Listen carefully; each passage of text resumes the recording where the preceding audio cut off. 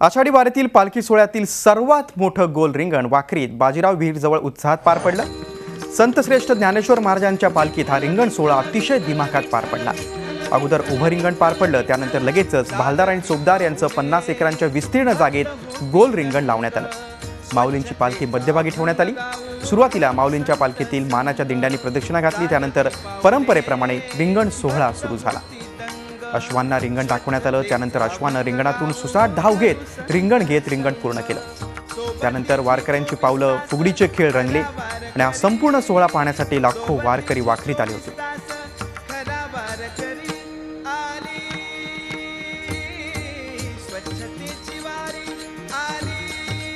सुखा लागी करीसी तू तळमळ, तरी तू पंढरीसी जाई एक वेळ।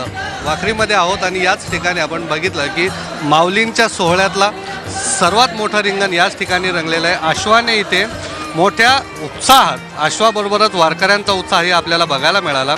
अगदी झेंडेकऱ्याची दौड असेल किंवा त्यानंतर जे विणेकरी आहेत त्यांची दौड असेल आणि अश्वाने 3 प्रदक्षिणा घेत या ठिकाणी हे जे रिंगण आहे ते पूर्ण केलेलं आहे।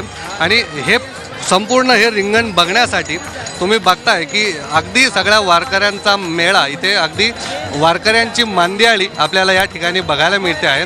पताका बघायला मिळत आहेत, झेंडेकरी बघायला मिळत आहेत, वारकरी बघायला मिळत आहेत। संपूर्ण मोठ्या प्रमाणात हा जो संपूर्ण परिसर आहे अगदी फक्त माऊली माऊली आणि माऊलींच्या जयघोषातच आपल्याला बघायला मिळतो आहे। तुम्ही जर का या दिशेला बघितलं की पंढरीची वाट आहे ही, की ज्या वाटेची आज धरत लाखो जे वैष्णव आहेत, लाखो जे वारकरी आहेत, याच पंढरीच्या दिशेने आता निघालेले आहेत। की वाखरीचं रिंगण पूर्ण झाल्यानंतर ही सगळी मंडळी आता पंढरीच्या दिशेने निघालेली आहेत। रिंगण सोहळा नेमका कसा असतो आणि रिंगण सोहळ्याचं हे वर्णन कसं करायचं, की कारण सर्वांना अगदी भारावून टाकणारं हे रिंगण असतं। युवा कीर्तनकार आपल्यासोबत आहेत, चैतन्य महाराज आहेत। थोडंसं त्यांच्याकडनं आपण या रिंगण सोहळ्याविषयी, आजच्या सोहळ्याविषयी जाणून घेऊया। स्वागत आहे झी24 तासमध्ये। कसं वर्णन करशील की एक वेगळा सोहळा, अश्वांचा रिंगण सोहळा किंवा वारकऱ्यांची उत्सुकता, वारकरी एवढ्या किलोमीटरचं अंतर चालून आल्यानंतर सुद्धा न थकता इथे दिसणारा अगदी माऊली माऊलींचा जयघोष कुठच्या शब्दात सांगताय? वारकरी परंपरेप्रमाणे दरवर्षी होणारा पंढरीच्या वारीतला हा रिंगण सोहळा, जगद्गुरू तुकोबारायांच्या पालखी सोहळ्यातले वारकरी, ज्ञानेश्वर महाराजांच्या पालखी सोहळ्यातले वारकरी, असंख्य वारकरी जे देहभान विसरून या सोहळ्यामध्ये सहभागी होतात।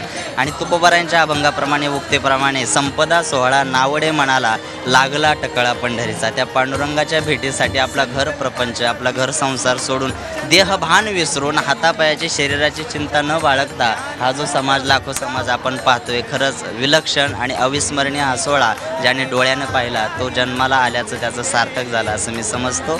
आणि तुकोबारायांच्या सोबतीने आम्ही या वारकरी संप्रदायामध्ये या भावंडांसोबत, वारकऱ्यांसोबत चालताना जो आनंद अनुभवतोय, जो विलक्षण वेगळाच एक आम्हाला एक आत्मानुभव मिळतो, एक वेगळी प्रचिती मिळते, त्याचं शब्दात वर्णन करता येत नाही।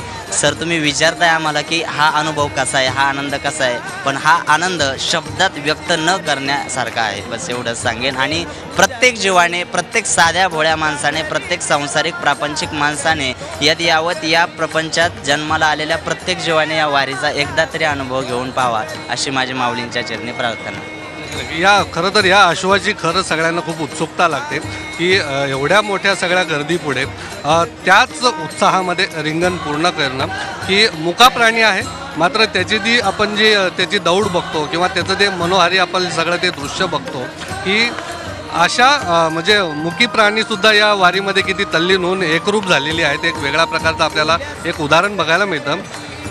वारी नेमकं काय देते, की आत्ताची तरुण पिढी म्हणतोय की मोठ्या प्रमाणात सहभागी होते, कुठच्या नजरेनं तू स्वतः बघतोय की वारी प्रत्येकाला स्वतःला काहीतरी देते, तर काय मिळते वारीमध्ये?